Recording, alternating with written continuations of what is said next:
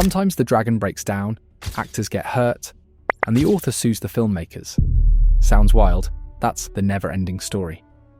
Here are 15 set secrets from a movie that almost failed but somehow became a classic. Every disaster made it better. It's one of those rare movies that never gets old. For a lot of people, the never-ending story hits even harder as an adult.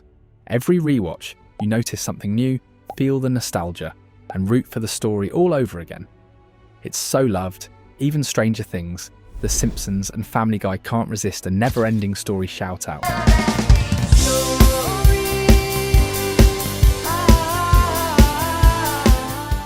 And it all started when Hollywood said this movie should never get made. Number 1. Picture this. The Never-Ending Story was a huge book with talking rocks, dragons, and worlds full of magic. Turning it into a movie in 1984 was almost impossible. CGI didn't really exist. If they wanted a flying dragon, someone had to actually build it. Magical gates and creatures? All made by hand. The movie's budget was massive for its time, about $25 million. And most people thought it would break the bank. Studios didn't want to spend that kind of money, especially when so much could go wrong. Child actors had to act with giant puppets that often broke down or didn't work at all.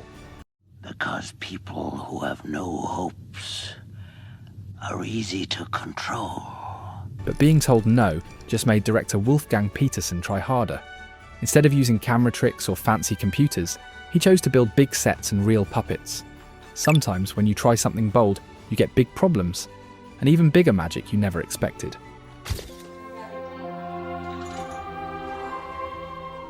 Number 2. The first big problem was a massive fight between the author and the movie studio. Imagine writing a book, then seeing Hollywood turn it into a movie you can't stand. That's what happened to Michael Ende. He was so upset that he tried to stop the movie in court and didn't want his name anywhere near it. Ende wasn't just a little angry, he was furious. He said the movie ruined his story.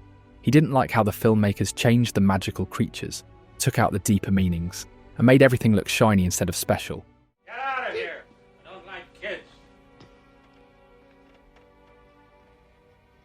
Even though he lost his court battle, his anger actually made people want to watch the film to see what the fuss was about.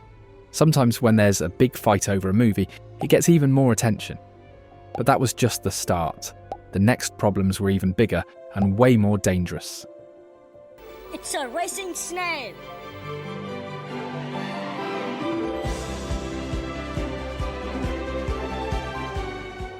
Number 3. The most dangerous moments came during filming. Remember the scene where Artax sinks into the swamp and Atreyu cries? That day was a nightmare for the actor, Noah Hathaway. First, he got hurt while training with horses, even breaking his back and spending weeks in the hospital before filming. Shooting the swamp scene was really bad. It took 7 weeks just to get the horses ready. Noah had to stand in freezing water for hours, while the crew pumped out fog and dry ice that made it hard to breathe or see. The water was so cold he could barely move, and the fake fog just made things worse. He was so cold and tired that what you see on screen is real. Noah actually fainted in the swamp from the cold and the fog. This wasn't just movie magic, it was real danger. That famous scene almost ended the whole movie, and there were even harder parts ahead. Number 4. Falkor looks like a cuddly flying dog, right?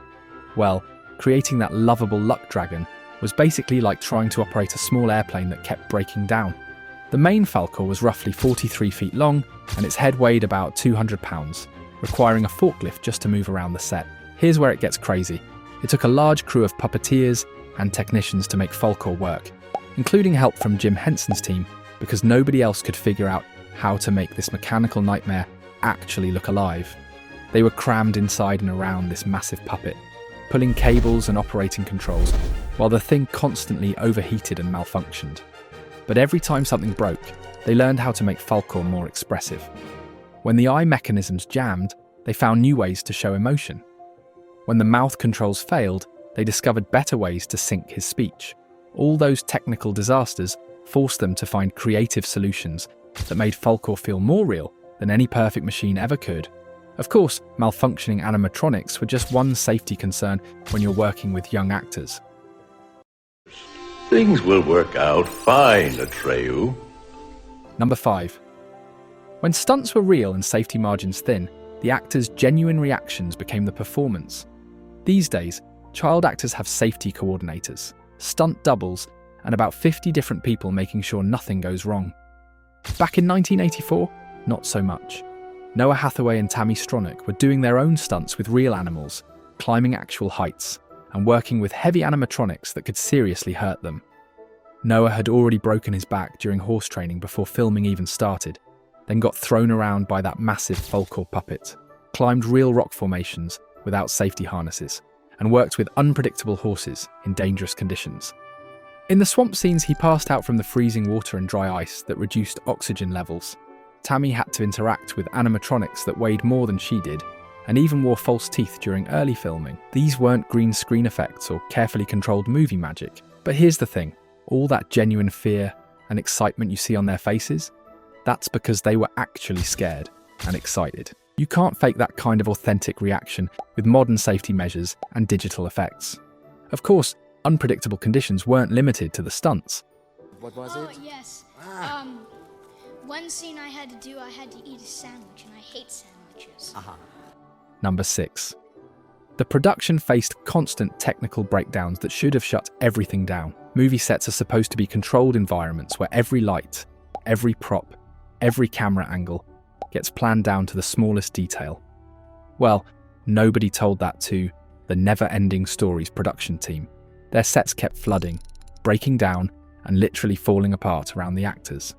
Bavaria Studios had serious technical failures. The custom blue screen got damaged when stage doors were left open in freezing temperatures and a light fixture created a hole right through it. The massive swamp set required constant heaters to prevent hypothermia, but still created muddy, dangerous conditions. Equipment would short out in the middle of crucial scenes. Weather kept messing up outdoor shoots. Props broke at the worst possible moments. But something weird happened with all these disasters. The water damage created this eerie, aged look that made everything feel more ancient and mysterious.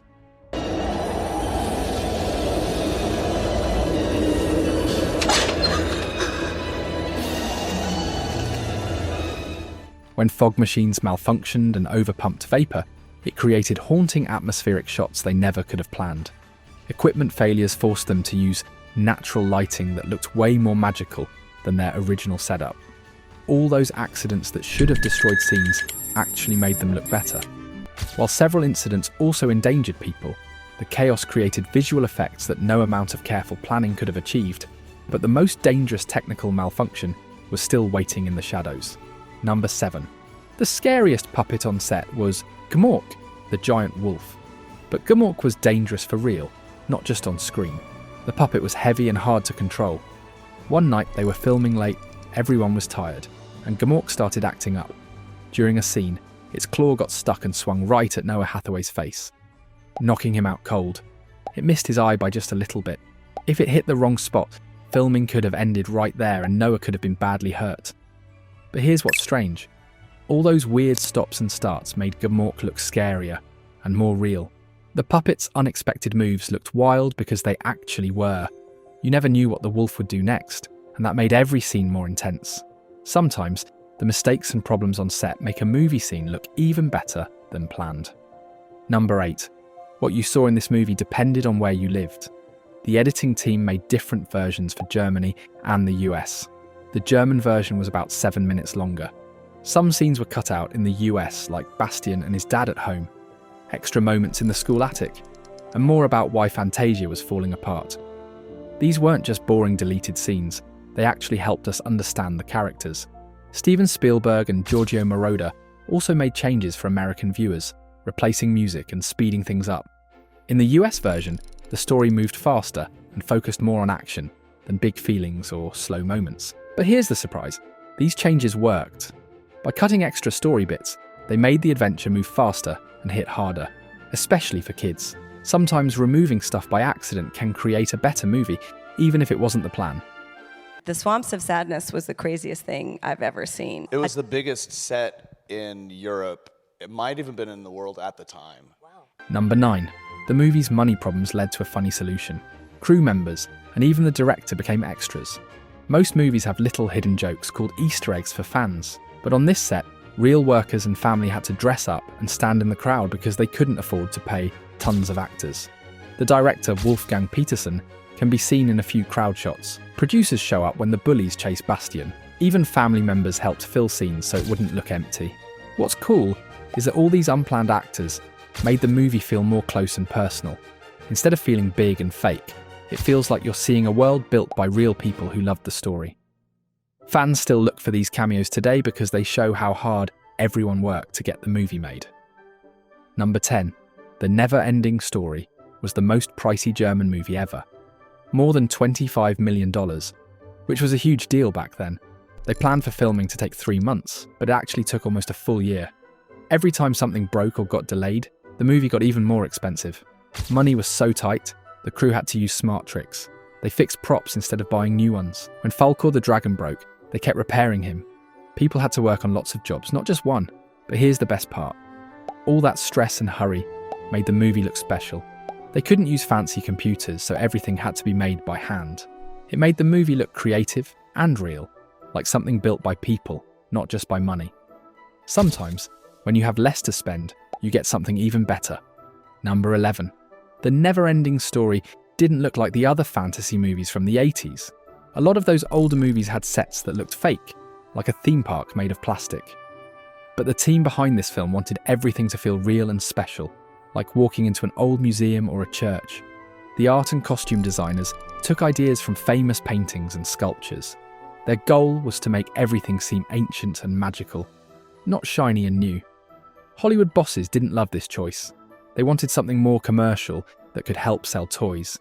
Even Ende, the author, didn't like the way some things looked, especially the Sphinx statues and Falkor's dog face. But the artists stuck to their style anyway. The end result was a movie that looked bold and different, with a visual style that feels timeless even today. Of course, the visuals weren't their only big challenge. They still had to find the perfect kid for the story. Teeth fell out.